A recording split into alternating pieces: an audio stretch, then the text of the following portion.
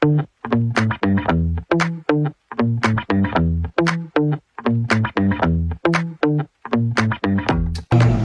nga, ang ating pong kasiglahan ay nagmumula sa kanyang mahalagang salita. Sapagat ang salita po niya ay may kapangyarihan. Kung tayo nilulubot, tayo po ay nasisigla ng kanyang mga salita. At higit sa lahat, kung tayo po ay mayroong mga suliranin, higit sa lahat ang kanyang mga aral, mga salita niya, ang nagbibigay ng katiyakan na mayroong solusyon lahat ng problema. Lalo na ngayon Pasko, no? Marami tayong iniisip, naku, Noche Buena na, naku, medyo Noche na, naku, darating mga inaanak ko, nasa katerba, naku po, yung aming mga kailangan bayaran. Lahat ng ito, mapasok sa isip natin. At marami pa. At mga suliranin natin, itong isa na yung binabagabag tayo. Pero huwag kang malungkot. Dahil sa lahat ng, sa likod ng lahat ng problema yan, may mga sorpresa ang Panginoon. Pakisabi mo sa katabi mo, may sorpresa sa iyo ang Panginoon. May sorpresa sa iyo ang Panginoon. Amen. Mapalakpan natin ang Panginoon. Okay. Ang topic po natin ngayon, kasi marami po sa panahon ito, lalong nahahayag na lahat ng uri ng kagipitan o mga problema suliranin ay lumilitaw. Kaya marami sa mga tao ngayon ay nagiging bihag ng iba't ibang problema. Okay? At yung mga suliranin natin, nagiging gapos ko sa atin. At least, ang ginagapos tayo nito, kaya tayo nagiging biktima ng iba't ibang uri ng stress, kalungkutan, at higit sa lahat, kawalan ng pag-asa minsan. Lalo na pag hindi dumadating yung bonus. Sino nakatanggap na ng bonus niya? Bakit na kamay? Wala pa, no? Siguro, yung bonus galing sa Panginoon, ang hintay natin, amen? Yung bonus sa kanya ay higit na malaki kaysa inaasahan mo. Kasi hindi mo lang nakikita, pero naghahanda pala ang Diyos ng para sa iyo sa araw na ipinakita niya. Para ikaw ay maging masaya at higit na magpasalamat sa kanyang kabutihan. Ako minsan, ng Pasko yan ang pinaghahandaan marami no? Pero tayo po'y maghanda rin ng ating kalooban at ng ating spiritual na relasyon sa Panginoon. Haharap tayo sa 2025 na nakangiti. Pakingiti ang katabi mo. Yan, ganyan ngiti, no? Ingitian mo dahil sabihin na may biyayang dumating sa iyo. At darating pa sa 2025. Kaya tayo po'y kailangan, alam po nyo, ang isang taong nakalaya sa isang kulungan. Pag lumabas siya ng kulungan, makikita mo sa kanya parang brand new. Kasi galing siya sa madilim na nakaraan. Amen? Ako po dati, hindi ako marunong ngiti. Dati, hindi ako marunong ngiti. Palagi na ako kulutang mo. Ganyan ang mukha ko dati. Pero ngayon na sa Panginoon na, tinagap ko na ang Panginoon, pinatawad na ako, lahat ng aking problema, alam ko ay tinugon ng Panginoon. Dakalitin na.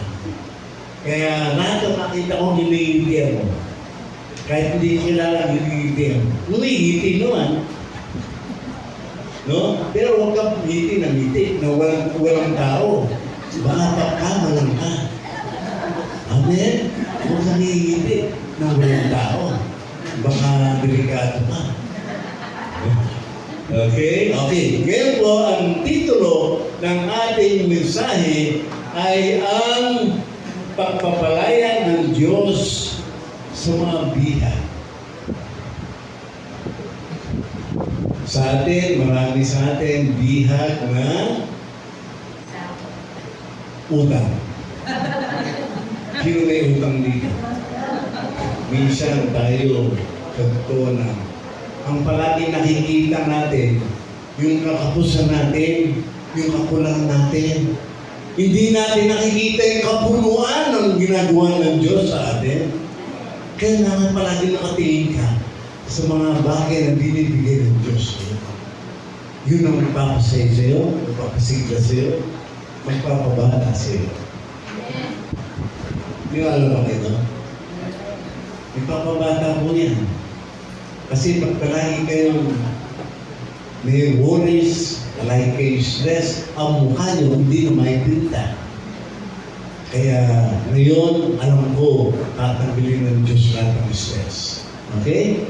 So yung mga problema natin, iwan muna natin at hindi natin balikan yan. Okay? Okay, tingnan natin. Ang tao ay puno ng iba't ibang sitwasyon sa buhay na walang kasiguruhan. Kaya marami ang bihag ng pangamba na nagbubunga ng depresyon, takot at kawalang pag-asa. Ngunit sa may pananalig sa Diyos, ito'y kabaligtaran. Ito'y nagsisilbing hamon sa kanilang pananampalataya upang patutuhanan ang salita ng Diyos. Alam niyo ba na ang salita ng Diyos ay puno-puno ng katotohanan? At para ito ay mapatunayan, dadaan ka sa iba't ibang uri ng problema. At dahil sa problema mo, pinapatunay ng Diyos. Kapag ikaw ay nanampalataya sa Kanya, mayroong solusyon at marami biyaya. Nakatago doon sa langit. Hinihintay ng ibigay sa iyo, pero pindadaan ka lang yan sa iba't ibang sitwasyon. Amen? Kailangan po maunawa natin ito. Kasi kung walang sitwasyon, wala pang dahilan ng Diyos para makialam sa buhay natin. Tayong lahat, mayroong kanya-kanyang sitwasyon. At lahat ng sitwasyon, maaaring negative, maaaring positive, pero lahat yan, pinakinggan naman ng Panginoon. Yun ang paraan para siya ay magpatuto sa iyo. Okay? Kung wala kang pera ngayon, patutunayan ng Diyos sa pasong ito. Darating ang biyaya, hindi mo inakala at hindi mo inaasahan. Amen? Sino yung mga doon? Sino ang palataya doon? Takas kumay. Yan. Palakpakan natin ang Panginoon. Maghanda ka na. Napakaraming biyaya ang darating. Amen? Okay. Okay. So dito po, ang unang-unang susi ay manampalataya ka. Sa English, ano yung sabihin? And faith in God. Pag ikaw ay mayroong faith, may katiyakan ka ng mga bagay na darating at darating pa lang. Okay, tingnan natin, no? Next. Ayon sa luwang tipan sa Isaiah 61 verse 1, inihula ang pagdating ng tagapagligtas. Kung kayo nagbabasa ng Biblia, binabasa niyo ito, nandito. Sasabihin ka agad sa iyo ng Biblia na merong Messiah, merong tagapagligtas. Ano man ang problema mo, may sakit ka, may problema ka sa iyong asawa, sa iyong pamilya, sa iyong profesyon, meron kang problema sa lahat ng klase ng problema sa iyong buhay, nandito ka agad ang tagapagligtas. Magliligtas iyo. Alam po niyo, wala pa ang Panginoong Hesus, inihula na darating siya. Sa Old Testament, nakalagay na yan kung anong gagawin niya sa iyo. Ang gagawin niya sa iyo, napakaganda. Kaya inihula ng mga propeta. Sino ang pangalan ng propeta ang humula nito? Si Isaiah. Ang propeta Isaiah ay nagbigay ng hula na darating ang tagapagligtas ng lahat ng tao. Lahat ng klase ng problema, lulutasin niya. At sinabi niya sa Isaiah 61, verse 1, anong sabi? Pakibasa? Sabay-sabay tayo mabasa. 1, 2, 3. Ang Espiritu ng Panginoong Yahweh ay sumasa akin, sapagkat ako'y kanyang pinila. Sinugo niya ako upang magalingin ang magandang balita sa mga hinanapin, upang magalingin ang mga sugatang puso, upang mariyas sa mga bilag at sa mga dugo sa kailangan. Amen! Sinabi ng Panginoon yan, susuguin niya ang isang tagapagligtas sa iyong mga utang, sa iyong mga sakit, sa lahat ng kaguluhan sa bahay mo, sa tahanan mo. Lahat susuguin ng tagapagligtas nito. Sino naniwala dito pagkataas ng kamay? Tanggapin mo ang biyaya ng Panginoon. Sigurado. At nakalagay sa Old Testament, sinabi niya, darating ang magliligtas sa tao, sa iyo at sa akin. Sigurado ito darating. Sa Old Testament yan. Sinabi niya yan, Isaiah 61, at matutupad ang sinabi niya. At yan nga ay natupad doon dumating si Jesus. Yung hula, marami naghihintay. Nung sinabi na Isaiah, lahat ng mga Israelita, lahat ng mga Hudyo, lahat ng nakarinig sa propeta, naghihintay lahat. Lahat nasa may tagapagligtas. Namatay na si nanay, namatay na si tatay, namatay na ama ko. Wala pa rin ang tagapagligtas. Ibig ba sabihin, sisinungaling ang propeta? Hindi nagsisinungaling ang propeta. Sapagkat sinabi niya, gagawin ng Diyos kung ano ang pinangako niya.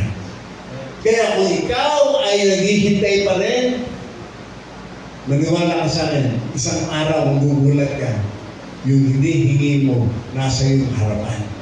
Amen. Amen? Darating yun. Sigurado mo, sigurado. Okay, next. Ang hula sa lumang tipan sa Isaiah 61 verse 1 ay natupad sa bagong tipan nang mahayag ang Panginoong Hesus sa Lucas chapter 4 verse 18 sa loob ng sinagoga ng araw paman niya upang ganapin ang hula. Ang mga tao naghihintay na sana tagapagligtas. Sino mag-aahon sa amin? Sino magpapagaling sa amin? Sino magbibigyan ng mga biyaya sa amin? Sino magbibigyan ng kapayapaan sa aming tahanan? Marami kami sakit. Hirap na kami. Lahat ng mga Hudyo naghihintay. Libong taon na lumipas. Wala pa rin. Kaya sabi na, totoo kaya nakalagay sa Old Testament? Totoo kaya na mayroong magliligtas sa amin? At dito po, pinatunayan niya na darating ang tagapagligtas. Pagagaling niya, bumuhay niya patay. At lahat ng may problema, bibigyan niya ng mabigat na solusyon. Nais ko mo pakita sa inyo. Kung meron kang hinahawakan sa pangako ng Diyos, hawakan mo mahigpit dahil gagawin ng Diyos ang kanyang pinangako. Amen. Amen? Okay, tingnan natin. Next, tingnan natin. Punta si Jesus sa Nazareth after thousands of years, naghihintay ang mga tao. Nagpunta si Jesus sa Nazareth, ang bayan kung saan siya lumaki, gaya ng kanyang nakaugalian. Pumasok siya sa sinagoga ng araw pamahinga. Tumayo siya upang bumasa sa kasulatan at ibinigay sa kanya ang aklat ni Propeta Isaias. At binuksan niya ito sa sulatan ng Isaiah 61, verse 1 to 3. Yung sinulat ni Propeta Isaias, kinuha niya. Biro niyo, dumating si Jesus, binasa niya ang bulan. Nagulat yung mga tao, binabasa niya eh. At tingnan natin, ngayon, sa New Testament, okay, sinabi niya, sige, next. Ano sabi ni Jesus? Binasa niya. Sa Old Testament, ang Espiritu ng Panginoon ay sumasa akin, sapagkat hiniran niya ako upang pangaral sa mahihirap ang magandang balita. Isinugo niya ako upang payag sa mabihan na sila'y lalaya at sa mga bulag na sila'y makakita. Isinugo ako upang palayain ang may naapi at upang pahayag ang panahon ng pagligtas ng Panginoon. Si Jesus, binasa niya ang bulat. At alam niyo kung ano sinabi niya? Nung pagkatapos niyang basa, next, inironin niya kasulatan, isinaulis na pag-ingat siya'y naupo.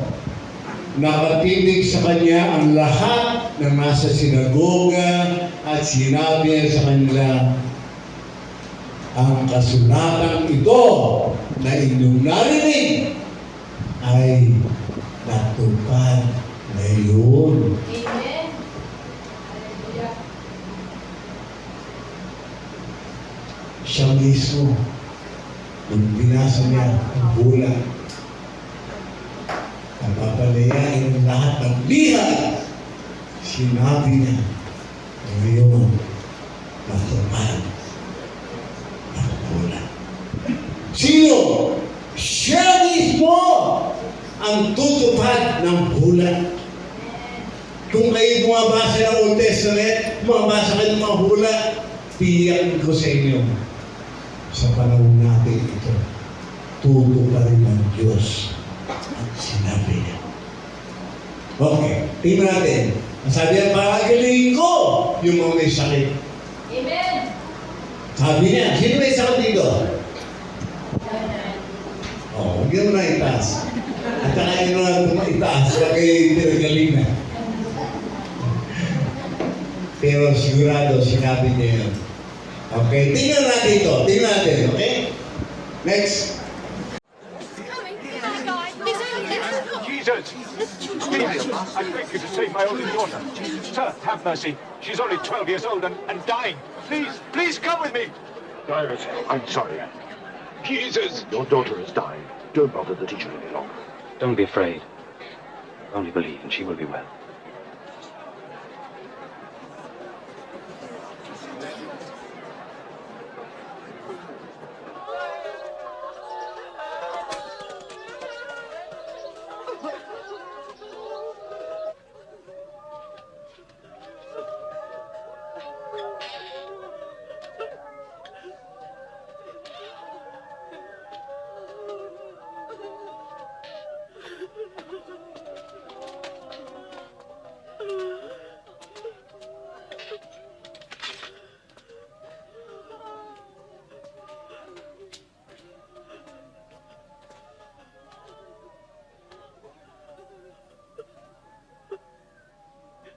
Do not weep. She's not dead, but only sleeping.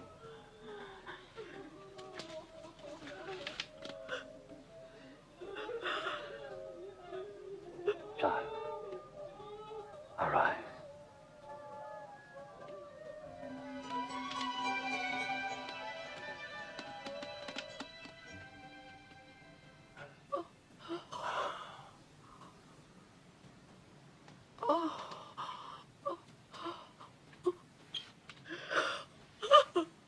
Give her something to eat. I charge you. Tell no one what has happened here. Kalakaran ng Panginoon. Inihula niya pagkagaling niya ng sakit, Amen. bumuhay niya ang patay. At pinupad ang buwan. Nais ko namin mo, hindi siya sisira sa kanyang pangako. palalayain ko ang lahat sa kanilang masulitan. Kung kayo may sakit, manampalataya kayo, kaya ka ng Panginoon ng Panginoon. Amen. Amen? Amen. Palakpakan natin ang Panginoon. Naalala ko tuloy, ako'y na-stroke. Talagang, Lord, wala na. Sabi ng mga kapitbahay ko, naku, wala na, hihiga na lang si pastor. Bishop, wala na. Hihiga naman niya. Wala na yan, hindi na magagamit yan. Eh, ba't kayo nakatayo ako sa inyong harapan? Amen. Ako'y na-stroke, hindi ako magsalita eh. Eh, ba't kayo nagsasalita ako sa inyo? Praise Bakit? Totoo ang pangako ng Panginoon. Amen? Palakpakan natin ang Panginoon. Nais ko malaman yun. Kung ano ina-ambisyon mo sa Panginoon, gagawin niya yan sa iyo. Amen. Para siya ay mapuri at maluwa. Ang Diyos ko ay napakabait. Walang imposible. Yes. Amen? Amen. Kung akala nyo, o sino walang bahay dyan? Pakataas. O sino magkaroon ng bahay? Wala rin magtataas. Kasi kailangan nyo pananalig, pananampalataya. At kung ikaw ay pananampalataya sa Panginoon, walang imposible sa iyo. Amen. Dahil ang Diyos mo ay gumagawa ng iba. Amen. Ang imposible, ginagawa niya posible. Dahil siya ang may-ari ng buhay mo at buhay natin lahat. Pero nais kong sabihin sa iyo, kailangan maging kalugod-lugod tayo sa Diyos. Na naglilingkod tayo sa Diyos ng Papa. Sapagkat gagawin niya ang pinangako niya. Amen? Napakahalaga po niya. Okay. Ano sabi niya? Palalayain ko pati ang mga biktima ng Diablo. Yung pong mga demonyo nagbabantay palagi. Mag-aagaw ng eksena para ikaw ay siraan ng loob. Ang Diablo gumagawa ng lahat ng klase ng paninira para ikaw ay hindi manalig sa Panginoon. Pero ang demonyo nasa tungtungan ng Panginoon. Pag ikaw ay nasa Panginoon, nasa tungtungan siya. Apakan mo, durugin mo, tisain mo, sapagkat wala na siya magagawa ang Panginoon na may kapangyarihan. Wala ang demonyo. Okay, tingnan dito. And they sailed on over to Gadara, which is across the lake from Galilee.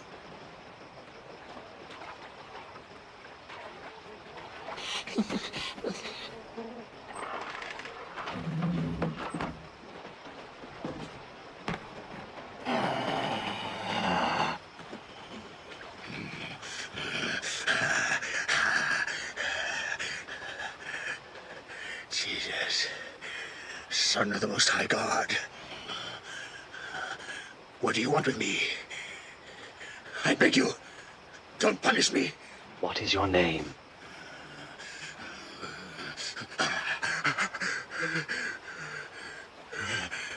Legion.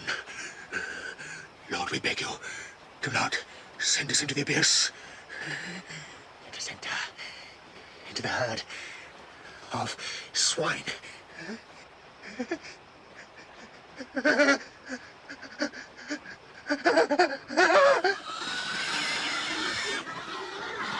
Hey! Come back! Stop! Stop! And the demons went out of the man and into the pigs.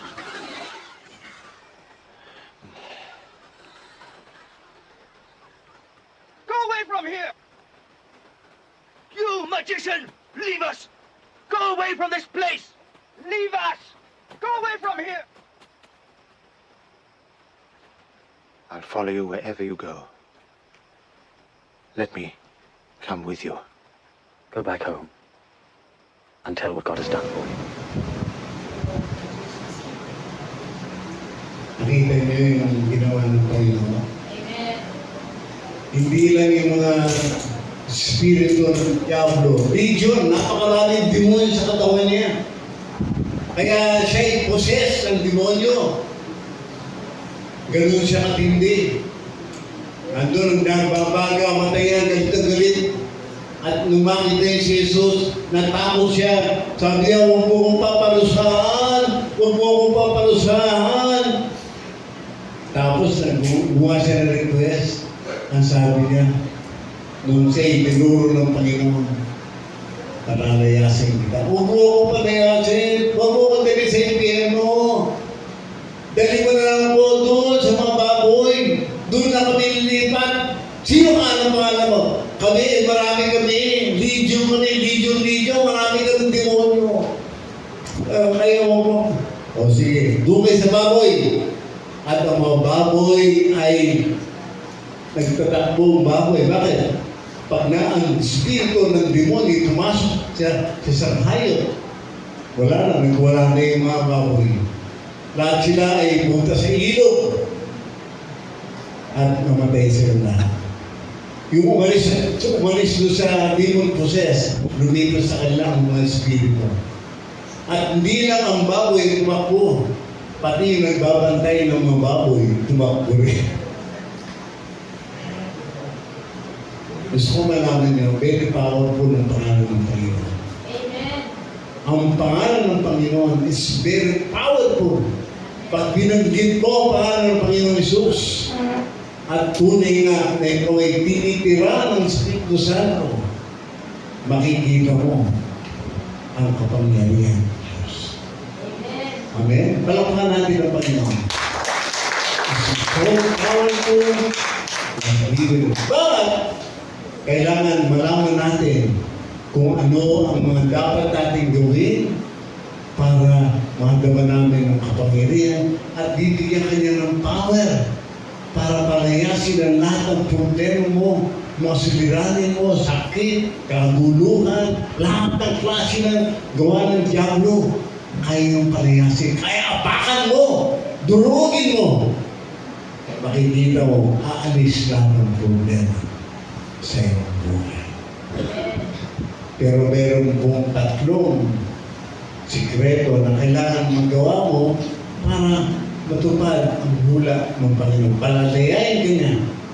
Palalayain ka sa lahat ng problema. Okay? Sige, next. Bakit sinama ng Panginoong Jesus sa lalaki na kalaya sa pagkaliti ng masamang espiritu? Bagkos intusin mo sa kanila at pagtutuhanan ng hibalang ginawa sa kanya ng Diyos. Bakit itong gumaling ng demon possessed? Sinabi niya sa Panginoon, sasama na ako sa iyo. Kahit saan ako magpunta. Sa iyo lang ako, sasama na ako sa iyo, Panginoon. Bumalik na siya sa dating normal. Pero sabi ng Panginoon, hindi siya sinama. Bakit kaya siya hindi sinama? Ang sabi ng Panginoon, umuwi ka sa inyo at magpatutuo ka sa iyong pamilya kung anong ginawa ng Diyos sa iyo. Bakit kaya? Bakit? Bakit? Para makakilala yung mga pamilya niya sa Panginoon. Para yung mga kapitbahay niya makakilala sa Panginoon. Para yung mga kamag-anak niya makakilala sa Panginoon. Para yung lahat ng mga tao na kausap niya magpuri sa Panginoon at lumapit sa Panginoon. Amen. Kung kayo ay pinapalaya ng Diyos sa inyong mga problema at di kayo gumagawa na humahayo, ay kulang ang ginagawa niyo. Kailangan pag pinalaya kayo ng Panginoon, yung mga kapitbahay niyo, yung mga kamag-anak niyo, yung mga kapatid niyo, lahat sila, ibahagi niyo ang ginawa ng Diyos sa buhay. Kung kayo nakalaya na, baka naman kayo ay nagsishare, naku, napakabuti ng Panginoon, naku, pinalaya ako sa lahat ng kahirapan.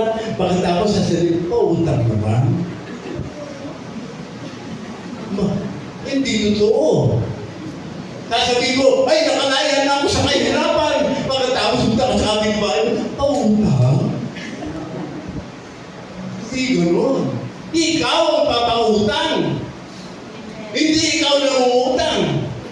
Bakit? Eh, nakalaya ka na talaga sa kahirapan. Eh, kung hindi pa, huwag kang pupunta sa aming bahay mo. Baka mautang sila. Ito ay isang totoong na kailangan yung malaman. Kung magsasabi ka sa mga bihag na sila'y makakalaya, ikaw muna ang dapat makalaya. Amen? Aray o amen? O, palakpakan natin ang Panginoon. Okay. Isishare ko sa inyo ito. Tatlong sikretong dapat na gawin nyo. Kung ito ang gagawin nyo, nabibigyan ko, maraming himala ang gagawin ng Diyos sa kamay mo. Yung kamay mo yan, yung kamay mo na, sino yung kamay? Pakita sa kamay. Okay? Yung kamay na yan, gagawa ng himala. Lahat ng patungan ng kamay gagaling. Lahat ng patungan ng kamay na walang pera, magkakapera. Lahat ng may ibang kamay na papatungan nyo, yung mga tao mayroong kaguluhan sa kanilang pamilya, magkakaroon ng kapayapaan. Kasi ang kamay mo ay gagamitin ng Panginoon. Amen po ba? At pag ikaw ay nakatanggap ng kalayaan mo, gamitin mo yung kalayaan mo para i-share mo ang mabuting balita. Okay? Tingnan natin. Next. Okay. Nababasa kanyo? Nababasa pa sa malayo? Amen. Sige. Basahin natin ha. Ang tatlong dahilan sa pagpapalaya sa atin sa iba't ibang suliran na siyang bumibiyak sa atin. Minsan yung mga problema natin, yung bumibiyak sa atin. Okay? Okay? May tatlong dahilan. Kung papalayain ka ng Diyos, may tatlong dahilan. Number 1, upang ipahayag ang mabuting balita sa mga bihag na sila'y lalaya. Kaya palalayain. Isishare mo yung mabuting balita na dumating na ang hula ng tagapagligtas ay darating. Amen? Okay. Ang pangalawa, upang ipahayag na darating na ang panahon ng pagligtas ng Panginoon. Ibig sabihin, darating na sa second time ang Panginoon Hesus para makita mo na siya ng mukha sa mukha. Napaganda balita, no? Makikita ko na, matagal ko na nagpapalagi yung tinakaw sa Panginoon. Lord, makikita na kita ng mukha sa mukha. Ako, Lord, sana, Lord. Napakasarap, ano? Makikita mo na ng mukha sa mukha ang Panginoon. Napakaganda. Ang sabi ko, Panginoon, gusto ko makita ka ng mukha sa mukha.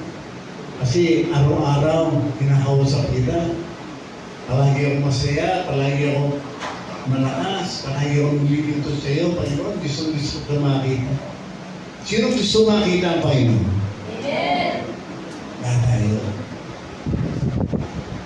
Kinakausap natin siya sa umaga, sa gabi, sa tanghali, nasa jeep ka, kung nasaan ka, sa trabaho ka, kinakausap ko pa yun. Hindi mo siya nakikita. Pero, nandun siya, kinakausap ka rin niya. Pag nagbabasa ka ng Biblia.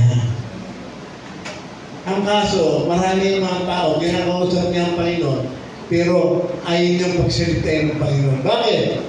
Ayaw niyang magbasa ng Biblia. Nagbabasa ka ba ng Biblia? Sino nagbabasa ng Biblia araw-araw? Pakitaas yung kamay. Ay?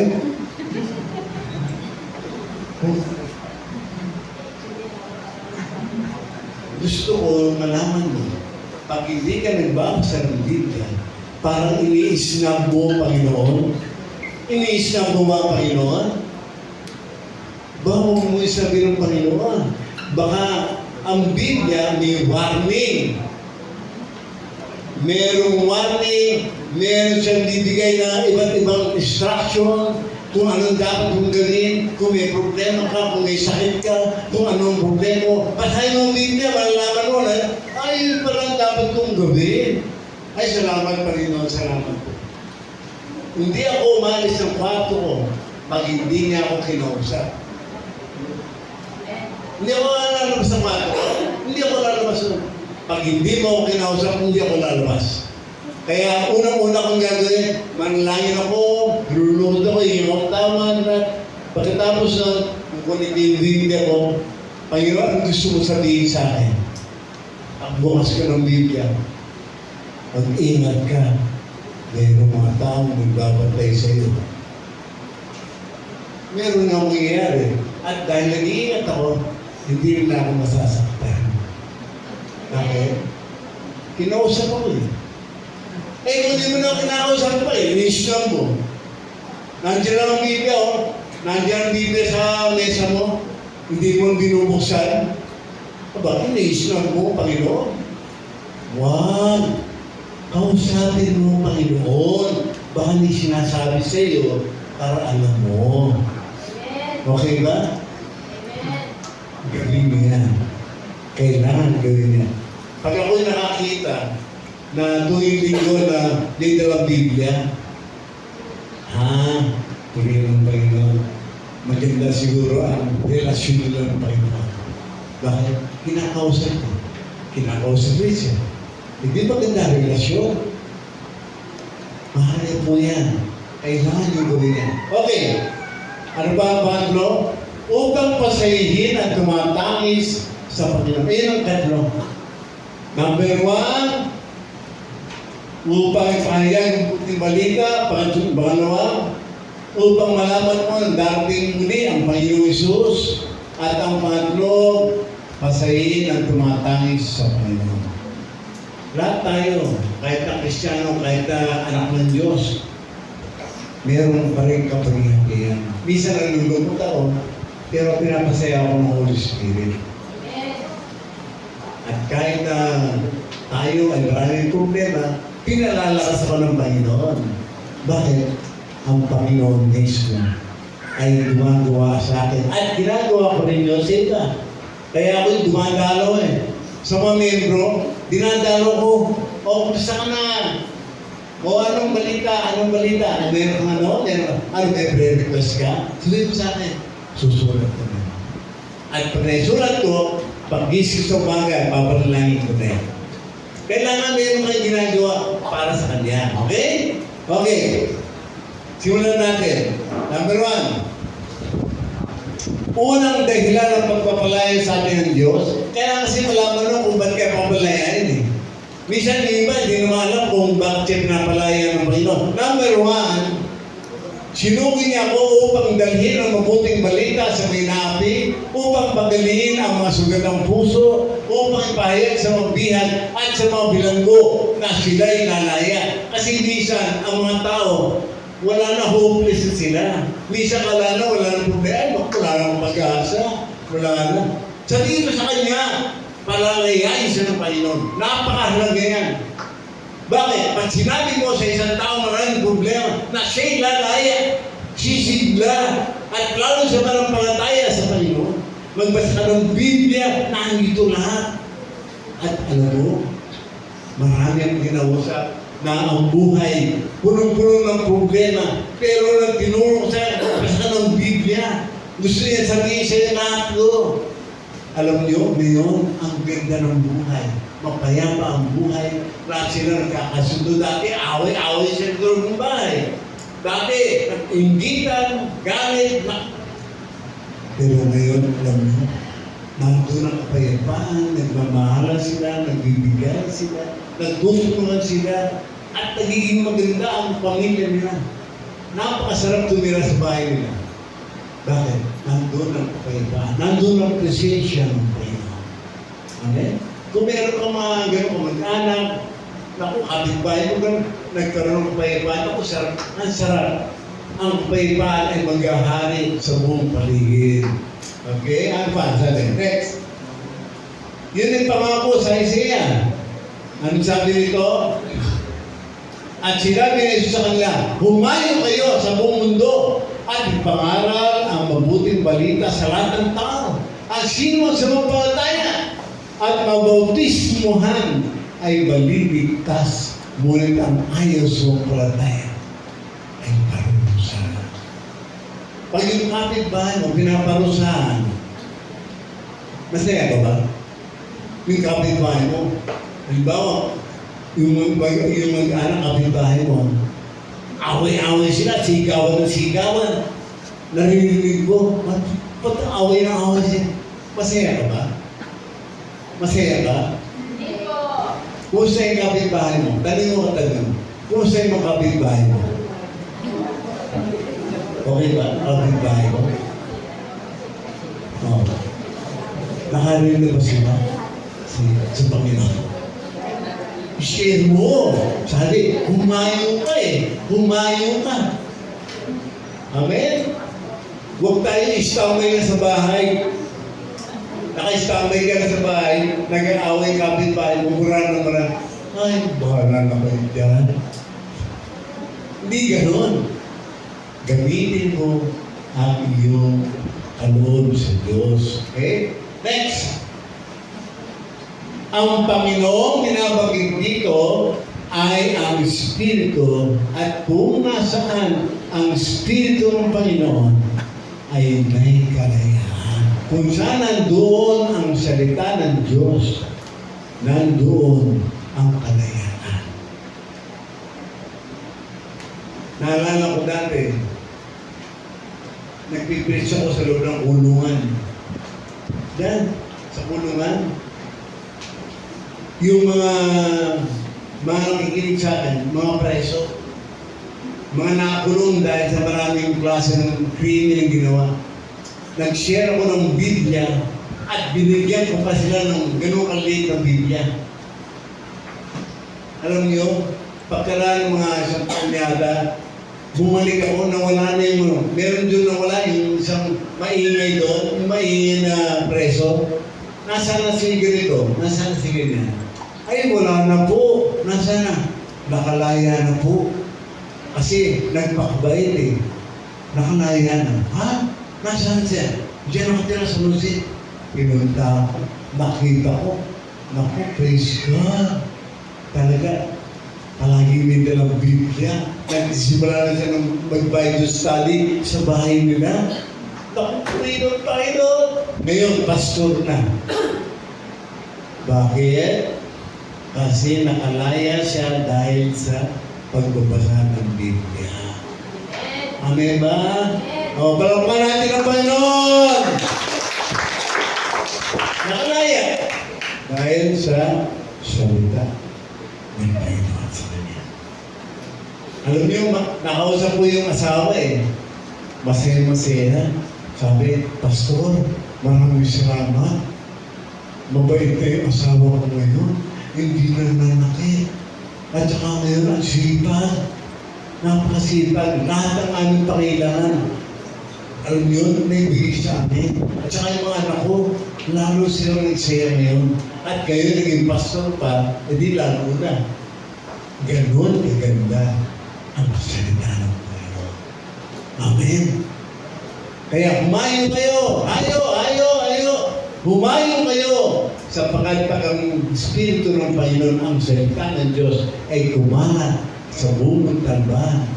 Tayo ang siguro bababa lahat ang krimen dito. Amen? Hallelujah. Okay, next.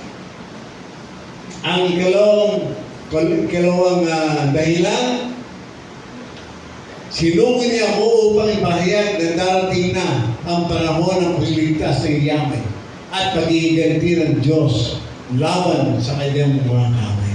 Alam niyo ngayon, sa dami ng religion ngayon, minsan ng mga tao, litong-lito na. Lahat ng klase ng religion nandiyan eh. Kaya minsan yung tao duling na eh. Bakit? Bakit duling na? Hindi naman alam kung ano yung totoo eh. Kaya dapat alam natin kung ano ang tamang aral ng Panginoon. Okay. Okay, next. Ayan, sabi sa kanilang kasakiman, lilirin nila kayo sa pamagitan ng kanilang aral, katang isip lamang, matagal na nakahanda ang hatol sa kanila, at pagpusa sa kanila ay hindi natutulog. Ibig sabihin, mga false religion na nakalat dito sa atin, darating ang time na titigil na ang lahat ng false religion. Ang religion na hinahanap ng Panginoon ay mga taong merong relasyon sa Kanya. Amen. Amen po ba? Hindi religion hinahanap niya. Relasyon hinahanap niya. Amen. Kaya kung ikaw ay may relasyon sa Panginoon, hindi ka na pwedeng badaya ng kahit anong religion. Kasi yung relasyon mo sa Panginoon, siyang magpapatibay sa iyo at siyang magtuturo sa iyo ng tamang lakad at tamang direksyon. Amen po ba? Palakpan natin ang Panginoon. Palakpan natin ang Panginoon. Okay. At next, ano sabi dito ng Jesus? Dumarating magnanakaw para lamang magnakaw, pumatay at manira. Napalito ako upang ang mga tupa ay magkaroon ng buhay na masagana lubos. Ulitin natin. Okay, babasa ha? Kayo babasa. Oh, ready? 1, 2, 3. Marating ang magnanakaw para lamang magnanakaw, patay at manira. Napalito ako upang ang matupa ay magkaroon ng buhay na masaganang lubos. Yun ang nangyayari sa buhay mo. Pag si Jesus ang ginawa mong sentro ng iyong pamilya, Amen. sigurado. Ang lubos na tagumpay ay nagmumula sa Panginoon. Amen. Okay? Okay, next. Ikatlo, last but not the ayan. Pangatlong dahilan ng ating pagpapalaya ng Diyos sa atin. O, sabay-sabay ang basa. Kaya niyo basahin? Ha? O, ready? 1, 2, 3. Upang masayahin ang mga tumatagis sa iyo, naligayahan sa halip na bigyan ng kapighatian, awit na kagalakan sa halip na kalungkutan, matutulad sila sa mga punong tinanim ni Yahweh, na ginagawa kung ano ang mga kuliran, na nagagawa ng Panginoon sa lahat sa kanilang ginawa. Glory to Jesus! Amen. Yun, aalingin ka ng Panginoon. Kung may problema ka, palakasin ka ng Panginoon. At ganoon din ang gagawin mo sa mga kapitbahay mo. Amen? Yun din ang gagawin mo sa kapitbahay mo. Para maakay mo sila sa Panginoon. Natuwa nga ako natuwa ako doon sa mga nagdadala ng marami. Alam niyo doon sa San Isidro, meron ako doon nakikita, bago ng bago. At nakita ko siya, iyak siya ng iyak nung siya tumugod sa Panginoon. Alam niyo, may tricycle siya may tricycle. Yung mga kapitbahay niya, sinasabi. Sinasakay niya sa tricycle. Tapos inaatid doon sa San Isidro. Abay, tuwa ako, walang tricycle. Kasi naramdaman niya, nakalaya siya sa kanyang mabigat ng problema. Sino kaya dito nakalaya na sa problema niya? At ang gawin, wala pa rin inaakay sa Panginoon. Magsimula ka na dahil yun ang susunod na gagawin mo sa Panginoon. Mag-akay. Okay? Okay, next. Kaya nga, yamang mayroong kasiglahan ng buhay ni Kristo, mayroong kaaliwan ng pag-ibig, mayroong pag-iisa ng Espiritu Santo, mayroong magandang loob at malasakit para sa isa't isa. Magkaroon kayo ng isang kaisipan, mabunod kayo ng isang pag-ibig, at magkaisa kayo sa puso diwa. Oh, magkaisa Mas maganda siguro kung kayo babasa eh. Ulitin natin. O, ready? 1, 2, 3. Kailangan lamang mayroong kasiyahan ng buhay kay Kristo. Mayroong kaaliwan ng pag-ibig. Mayroong pakikisa ng Espiritu Santo. Mayroong kagandahang loob at malasakit para sa isa't isa. Magkaroon kayo ng isang kaisipan. Magulog kayo ng isang pag-ibig at magkaisa kayo sa puso't diwa. Amen! Alam nyo, ang mga Christian noon pa lang dahil nagkakaisa sila. Sama-sama silang mga hayop. At dahil sama-sama ng mga hayop, may kasama doon mga prayer warriors. Talagang lahat ng himala ginagawa ng Diyos. Okay? Tingnan nyo ha.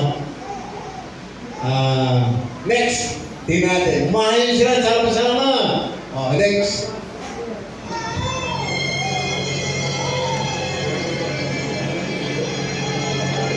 Ganoon niya, humahayon sila sama-sama. Ba, talagang ano, no? Ang dami, oh. Ayan, daming bihag, oh. Habang naglalakad sila, daming bihag. Kaya lang, meron siyang bihag, narinig ang pangalan ni Jesus. What's happening? What's going on? Jesus of Nazareth is passing by.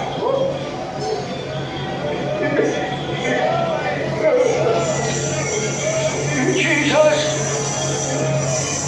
Oh, Jesus! Son of David, have mercy on me!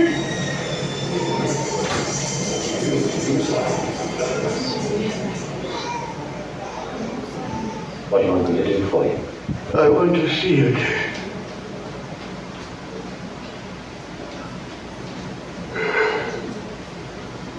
Then see. Your faith has made you well. I can see.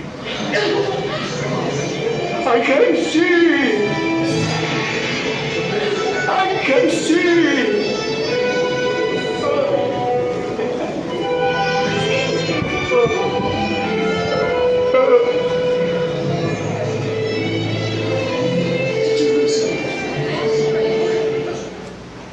Puri ng Panginoon, di ba? Ang paabuti ng Panginoon. Ultimong bulat. Kita. Sa dami ba naman ang prayer warrior niya eh. Lumalakas si Jesus, ang dami. Lahat na nakakita at nakahanap ng bulat. Sumusunod sa kanya. Ang dami oh. Prayer warrior. Kaya pinatungan niya ng kamay. Nakakita. Nais kong malaman niyo, gusto niyang gamitin ang kamay mo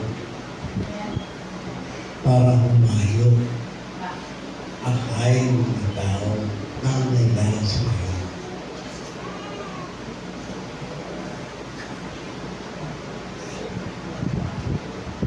Darating ang araw, magkakaroon tayo ng evangelistic meeting. Magkakaroon tayo, pupunta tayo doon sa plaza. Pupunta tayo doon sa palengke. Pupunta tayo doon sa talikupa para mangarap na si Jesus ay buhay at muling babalik. Handa ba kayo sumama? Sinong handa sumama doon? Huwag mo itaas ang kamay mo. Kasi alam mo, pag pinasa ang kamay mo, hindi ka sa akin. Sasama ka lang pag kailangan mo na, di ba? Unang-una sa lahat, ikaw ay dapat magbigay ng iyong support dito sa church. Lahat ng mga kaibigan niyo, kapitbahay niyo, dalhin niyo rito at hayaan niyo makapiling ang salita ng Diyos para maranasan na ang buhay na wala ng tayo. Ngayong oras na ito, alam ko na tayo, kailangan natin magbalik loob sa Diyos. Meron marami dito, minsan, sa totoo lang, nandito, pero ang totoo lang, wala na sa kanya ang Panginoon. Dumadal lang dito bilang miyembro, pero hindi na, wala na sa puso ang Panginoon. Gusto ko malaman niyo, napakalaga.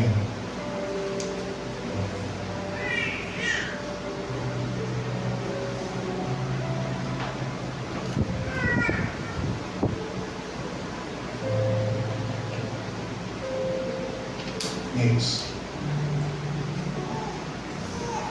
Kaya ang pananampalataya ay bunga ng pakinig. At ang pakinig naman ay bunga ng pangaral tungkol kay Kristo.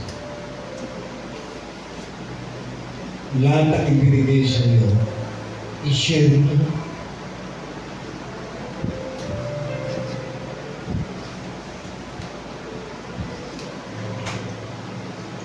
Habang may buhay ka, share mo. Kabutihan ng Diyos, share mo. Huwag mong sabihin ang biyaya. Pinigyan ng Diyos sa'yo. I-share mo sa punas. Gamitin mo ang buhay mo para makapag-akay ng isang kaluluwa. Ang lahat ng ngil sa langit magsasaya dahil sa isang kapitbahay, isang kaibigan mo. Kailangan mo kayo. Next.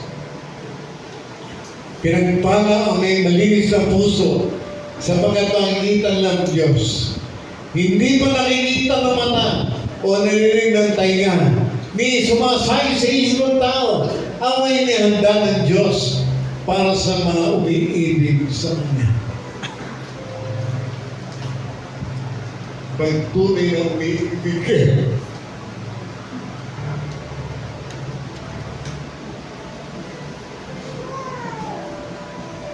sa Panginoon, yung kapitbahay mo, yung kapatid mo, tatay mo, yung kaibigan mo, kailangan nila maligtasan. Nasa iyo ang susi. Ikaw ang mga pagbukas mo para sila makalaya. Uminig ka. Tayo na nagpili tayo. Uminig po tayo. Matagal ka nang hinihintay ng Panginoon.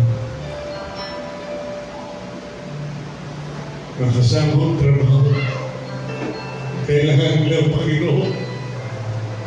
Hinihintay ka ng Panginoon na humayo. Akayin mo sa paano ng Panginoon. Ang buhay mo ay gagamitin ng Panginoon upang ang iyong kaibigan, kapatid, magulang, kapitbahay, madala mo sa paanan ng Panginoon upang maranasan nila ang kamangha-manghang himala ng Diyos na siya lamang ang makagagawa. Makakalaya sila kung aakay mo sila. Kung nais mo magawa ng Diyos ang lahat ng mga himalang ito, kailangan ka magandong ng buhay sa Kanya. Ngayong oras na ito, mayroon na dito kinakausap ng Panginoon. Sinasabi ng Panginoon sa iyo, ito na ang oras para gamitin kita. Maakayan yung kaibigan, ang iyong kapatid, ang iyong magulang, o ang iyong mga mahal sa buhay. Kung nais mo magpagamit sa Panginoon, ito na ang oras na hinihintay ka. Kung tatalaga ka ng buhay sa Kanya, ngayong oras na ito, bibigyan ka niya ng lakas ng loob upang maakay mo sila sa paanan ng Diyos. Ngayon ang oras para mag-surrender ka sa Panginoon. Ngayong oras na ito, habang tayo nakapigil na kayo po, kung sino kinausap ng Diyos ngayon, at handa ka magpagamit sa Panginoon. Itaas mo yung kanang kamay. Habang tayo lahat na nakapigit, nakayumo tayo lahat, itaas yung kanang kamay nyo. Panginoon, salamat po. Yung mga nagtaas ng kamay nito, nais ko siyang gamitin. Sumunod ka sa panalangin at sabihin mo, Panginoon, tinataas ko ang kamay ko.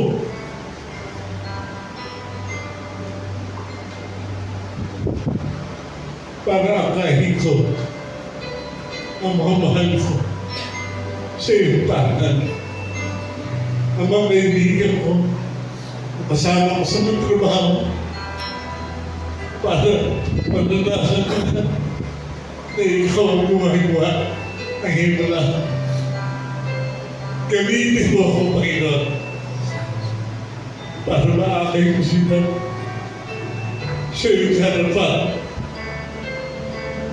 Ang kabuluhan ng aking paglingkod sa iyo ay magagawa ko upang maakay ko ang mga taong malapang magkakilala sa iyo. Salamat, Panginoon, sa mensahe ito na hinamon mo ako na mapatunayan sa lahat na kayo ang Diyos sa buhay na pinagliwin ko lang. Maraming salamat, Panginoon. Maraming salamat. Langkapan mo ko ng iyong kapangyarihan para maakay ko sila sa iyong bahay. Ito ang aking samang dalangin sa pangalan ni Jesus. Ibabalay ko kayong lahat ng taas sa kamay. Panginoon, mula ulo ng talampakan, hayaan mo ng kapangyarihan mo tumaloy sa kanyang pagkatao. At bawat salitang bibig kasi niya, langkapan mo ng kapangyarihan. Tungin mo sa puso ng kanyang mga mahal sa buhay ang salita na nagmumula sa iyo. Panginoon, gamitin mo sila upang sila'y may ilapit sa iyong paanan. At ang biyaya mo, Panginoon, ay maranasan ko. Salamat, Panginoon, sa buhay na binigay mo sa amin. Salamat sa buhay na walang hanggan na ngayon ay nasa amin. Hayaan mo, Panginoon, magamit mo ang buhay na ito para makapaglingkod kami sa inyo. Salamat po, Panginoon, sa inyong presensya. Ito ang aming sabog dalangin sa pangalan ni Jesus. Amen. Palakpakan natin ang Panginoon.